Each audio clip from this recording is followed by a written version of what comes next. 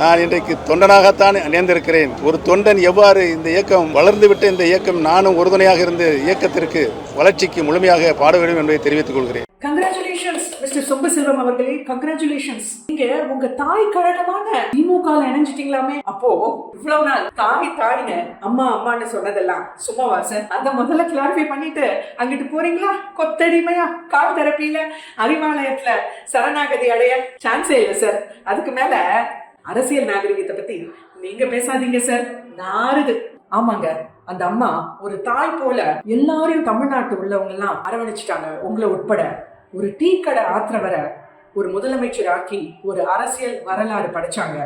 ஆனா நீங்க என்னோட இடம் அது இல்லப்பா, என் இடம் இங்க கொத்தடிமையா சொம்படிக்கிறது தான் அப்படின்னு ப்ரூவ் பண்ணிட்டீங்க சொம்பசில்வம் அவர்களே. இதுக்கு மேல என்ன சுவாரஸ்யம்னா, நீங்க இம்பட்டு நாள் அம்மா அம்மா அம்மான்னு அந்த சும்மா சொன்னது, அந்த அம்மாவை ஒரு பெண்ணான்னு கூட பார்க்காம பாராளுமன்றத்துல வச்சு பப்ளிக்கா ஒரு பெண்ணை எந்த அளவு இழிவுபடுத்த முடியுமோ அந்த அளவுக்கு ஆடைகளை கிழித்து அவங்கள அலங்கோலப்படுத்தினவர் தான் இன்னைக்கு நீங்க வாய் கூசாம சார் தலைவர்னு கூப்பிடுறீங்க.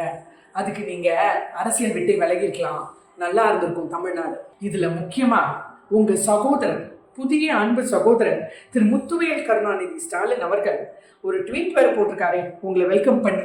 அது கண்டிப்பா படிச்சே ஆகணுமே. முன்னாள் முதலமைச்சரும் ஓப்பனிங்கே பாப்பா பலே பலே, முன்னாள் முதலமைச்சர். அது எப்படி சார் ஆனீங்க முதலமைச்சர்?